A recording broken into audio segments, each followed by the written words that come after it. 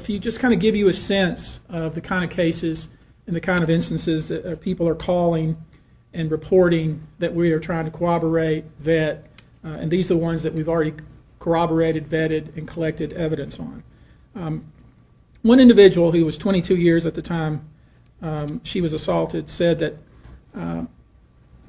the typical MO at one of these parties that have been widely discussed in the press was that when you were handed a drink, and now we know that the drink is laced with something, if you refused to drink it, you were kicked out of the party. Now, let that sink in for a minute. I mean, the admission to this party was that you had to drink the chosen drink that was handed to you, and now we know that in most cases, I would say 90% of the cases, these individuals were drugged with some sort of drug. That was kind of the MO. Another instance, this individual who was 9 years old at the time was taken to an audition in New York City with Bad Boy Records. Other boys were there to audition as well. All of them were trying to land a record deal. All of them were minors. This individual was sexually abused, allegedly by Sean Combs and several other people at the studio in the promise to both his parents and to him himself of getting a record deal.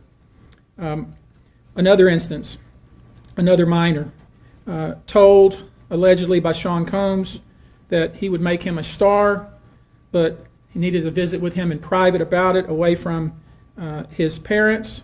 Once they were in a private area, allegedly Mr. Combs made the victim perform oral sex upon him.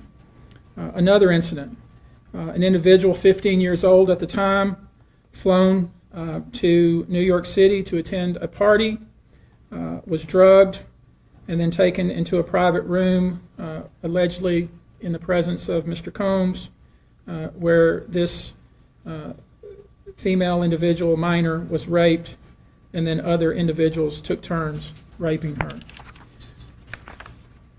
Another individual, 26 at the time of the occurrence, was picked up allegedly by Mr. Combs and several other people in a black SUV from the airport, was given one drink in the SUV, and then literally woke up the next day not knowing what had happened, but with pain and damage to both her vagina and her anus, where she then went to the hospital. She was missing her underwear and her shoes. Another instance, an individual, this time not a minor, attended a group dinner, allegedly with Sean Combs in Miami. She wasn't drinking because she was pregnant, but whatever she drank at the table, apparently, at least according to her, was laced with something.